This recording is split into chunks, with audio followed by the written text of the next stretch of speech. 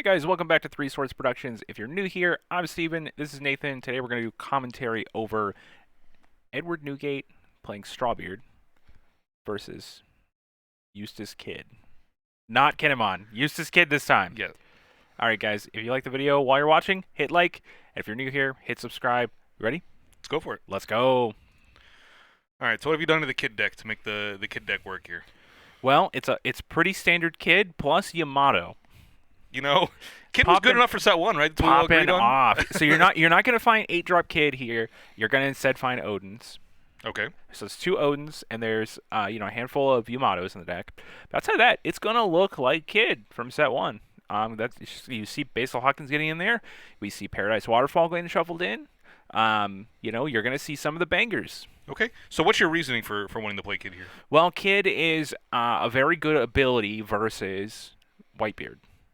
So Okay. Whitebeard's gonna go to 0. And one of the more powerful things Odin can do against Whitebeard is shift focus and say, hey, I'm going to swing on you 2 times for large attacks. Whitebeard can get out of 1 gigantic attack. Can Whitebeard get out of 2? And a lot of times in Kinemon, you have to draw the Odin. But in Kidd, it comes stapled onto your leader. Okay. You know, that's pretty interesting. I'm curious to see how the game plan changes since we're taking such an aggressive stance with Kid here. And it's not like you can free swing the 5Ks, so having to actually equip Dawn does mess up a lot of the green tactics that are going on. Yep. So you're going to be able to manipulate the board a lot less because you're dedicating yourself more towards attacking your opponent. Now this game came after several attempts at beating Whitebeard. So I will say, if you watch this video and you say like, hey, that Kid versus that Strawbeard, Kid made it look easy. Well, I will say you're going to need to practice. It is not as easy as it looks. But maybe you learn a couple things in this video. But let's see what I do here. Yeah. Hey, what kind of blocker package do you have in the green deck? Because that seems like it might be important if you're playing really aggressive. Oh, well, Capone Beige It's a good one. is super important and probably like the only thing you're really going to play. You do also have 5-drop Law as well as 7-drop Eustace Kidd. Those are important. Those are still in the deck. So here we start out with Nami. Grab Monkey Luffy, the promo one. It's a 2K. It's searchable. Nice. A lot of players starting to play that one. All right. We see Momonosuke and 2 Izo in hand. And turn 2, we are swinging for 8. Now, we've talked about that several times in other videos. On turn 2, you do just want to pressure the Newgate player so that they either discard 2 cards from their hand or they take a life and you can throw off the 9-drop. And obviously, it's pretty good here. Being able to throw off the 9-drop in those later turns is going to prove to be important, especially when we're deciding if we need to swing in for double attacks that are large. We don't want them to have that extra buffer zone of the extra 2K at the bottom end. Absolutely. Okay, and he is having a really aggressive searcher start, so he's already added 2Ks to his hand. And we are going to play 3-drop, probably Nico Robin. Nico Robin really aggressive versus my blockers.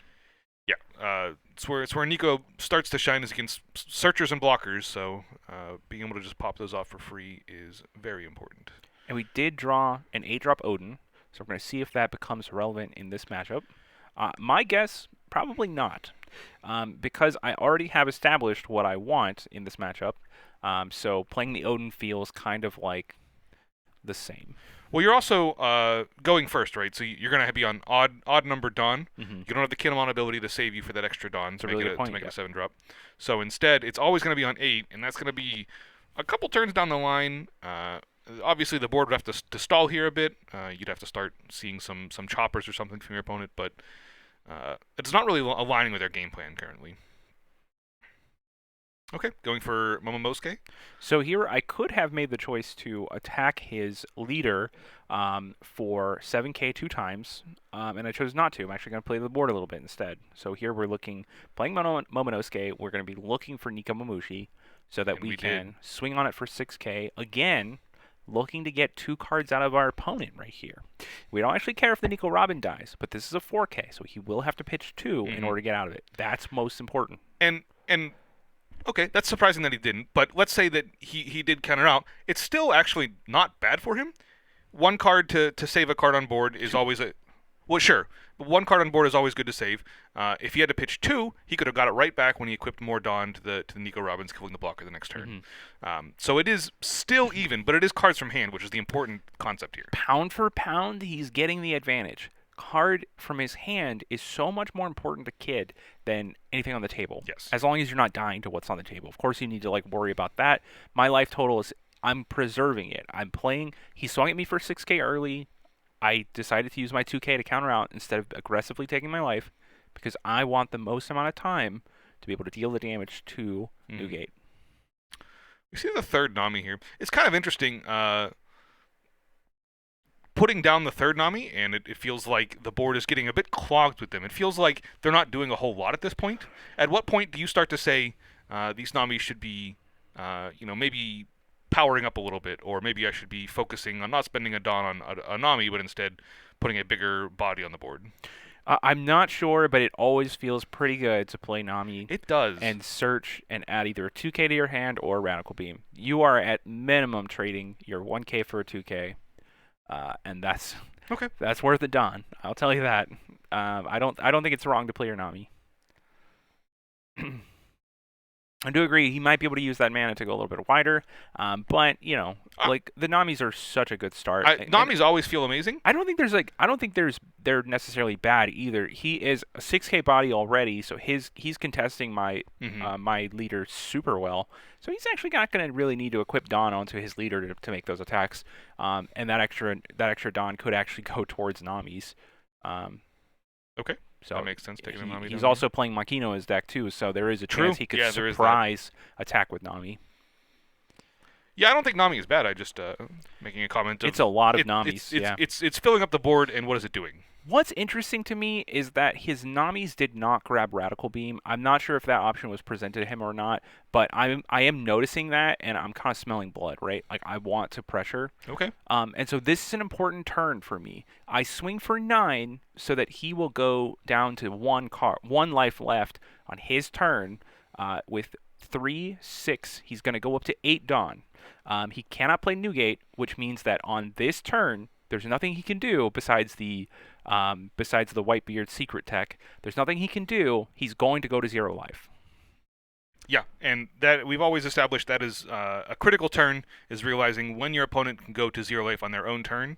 There's no reason to put more resources into attacking him. He's going to take it anyways on his turn. Yeah. Important to note that the reason he has to take that is because he's going to 8 Dawn, though. So he does not have the chance to play Newgate. Okay. Looks like he's coming in at you for 6K. I'm dropping cards on the table, so that 6K really hit me. Just wanted to show your face on camera. I know. I did. A cute jaw, and I wanted to show it. Looks like a Paradise Waterfall in hand. And I am just going to block there. Yes, Paradise Waterfall in hand as well as 7-drop. I was trying to see if it was a Punk Gibson because we left two Dawn open. I didn't know if that was a decision here, but. And we have 2 7-drops and an Odin, so our hand is not great. Okay, blocks make sense. I mean, you're going for I assume the fences here, and you're gonna be doing some big swings this turn. Is what I would assume would happen. Well, in my head right now, I've done everything correctly. My opponent has gone to 0 before they could play Newgate. Yes. So I am set up pretty nicely. My opponent has played 3 Namis. I've controlled the board super well. They have a single 4-drop on the table, so I'm not being super aggressive. He's spent this turn actually playing another thing to kind of counteract my swing, but I've kept my life total really high. So on the following turn, without rushers, I'm not really afraid of dying. Okay, well, so it looks like a full grip of 1 million cards out of Newgate. So let's see what I do here, and it does look like I'm going to take the opportunity to go ahead and get some of those cards out of his hand. He only has 1 Dawn open. That's super important. That means I swing once for I think it's actually 11 here. He's going to play Radical Beam plus a 2K to get out. Now, the second attack for 11 cannot be Radical Beamed. Right. This means I'm getting multiple cards out of his hand. Next turn, he's going to be incredibly weak to that. So 8, and we went to 11K there. Yep. I'm sorry, we went to 12K there. I can't count. But that did get 3 cards out of his hand. So can you survive the crackback now? Can you survive his entire board here? Well, yes, I can. So he currently can deal a lot of damage to me, but I already have a lot of cards in my hand. We know that they don't counter right now. But there's also 4 cards face down that in the process of trying to kill me, he will have to let me draw. Yeah, that is super important. And 5 attacks is a lot of attacks. You can get them with what you have here on board, but every single attack has to go through. So you blocking a single attack stops the pressure that's happening. And I think I do know that, so I'm just going to stop whatever attacks I can stop, and then say, like, all right, at any point where I can stop an attack, that means you can't kill me this turn. Yep. So I'm going to go take those opportunities. Yeah, so you counter out of the first one, and now the other ones are just going to start to probably eat away at a little bit of life. And it looks like he does have 2 9-drops in Newgate's hand there, which means if he wants to play one, it's going to cost him his entire turn, and I don't think he can afford to do that. I think he has to actually afford to attack you. Don't think he gains anything by doing that. I mean, it does represent, if he makes himself an 8K, his leader will be an 8K for both of the attacks that I make with my leader. So it does represent, 2K counters for him to play the 9, but it's 9 Dawn, which is so much. Yeah, and it is taking a non-pitchable card out of the hand. Not being able to counter the card is a super big cost from the Newgate side here. So being able to use one of those cards to effectively make yourself stronger during the next attack phase could be good, but like we said, you gotta pressure the life here. Okay, and now he swung with the Luffy, and I went to 0, and he's holding Makino, so he's actually considering, do I attack? But because I confidently took that last life, he's kind of hesitant to swing with the Nami. Yeah. But that's the kind of the power of the Namis there, is like, the Namis they look very unassuming, but they could just end the game because of Makino. And we're going to go to 10 Dawn here, Drew the Rizzler. It doesn't matter, I don't think. Ultimate Riz. Ultimate Riz engaged. We're going to swing. And that's the concession right there. So, Kid looking pretty good there. That was a Newgate that saw 3 searchers. Now we didn't see any. Sorry, switching over here. We didn't see any Curly Dedans. True. So his board was filled with 2Ks instead of 3Ks, which makes it a little bit harder to counter up. So there is that. There was definitely some power that was a little bit lost on the Whitebeard side. But if you guys are considering what can I do to increase my win percentage versus Strawbeard, as you know, kind of representing most of the meta at this point, well, Kid is one of those things that you can do. Yeah. What do you think happens if the Newgate side decides to play a single chopper to the board? Do you think you still win that game? I think I do. My opponent is going to swing on me on his turn, and then he's just going to have to pass it back. So, like playing the chopper at any point during that game would have led me to trying to tap it down earlier in the match. I see. Later on in the match, you saw his plays were oppressing me, but it was because he was leaving himself with 1 or 2 Dawn open to play Radical Beams in his hand. So playing the chopper just means that you're not playing the Radical Beam. So it is kind of a 1-for-1 there.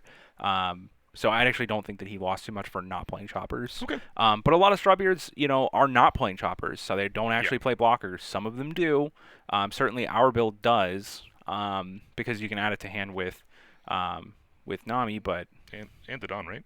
1 drop. Curly Dawn can also grab it. Yes. So we actually are playing the blocker, but most are not. Okay. I mean, it's an interesting point though. If Kid is the adaptation, people could just say I add a couple choppers to my deck, and Kid suddenly becomes bad again. There's a lot of metagame to be had there. There's some leveling there. Yeah. So definitely try it out if you guys are kind of bored and you're looking for a deck to play this week at locals. I think Kid would be a really good option. Yeah. What do you think, Kid, about the rest of the metagame besides this? Is there any good sides there? Kid versus a lot of the rest of the game. I mean, you are looking at Nikomamushi, you are looking at 5-drop Law, you're looking at Izos. Like, these are really powerful cards against the lower, more aggressive style decks. Now, it can look a little bad against Zoro if you don't mulligan correctly for those or you don't find exactly what you need.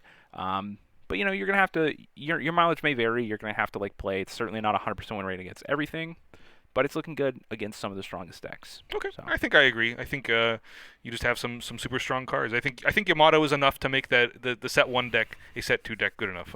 I will say early on in we were testing set 2 since we're talking about Kid here, and I played my Kid deck versus a set 2 Kid deck, which was the exact same, just add Yamato, and Yamato was so powerful that there was almost nothing I could do. If they got their Yamato, I lost the game. I don't think anyone's contesting that Yamato's a strong card, so I think you win that battle. But that's such a big upgrade to the deck. Like, you would not believe the power level of that card. So, all right, guys, that's it for us. If you are here and you're new to the channel, please hit subscribe.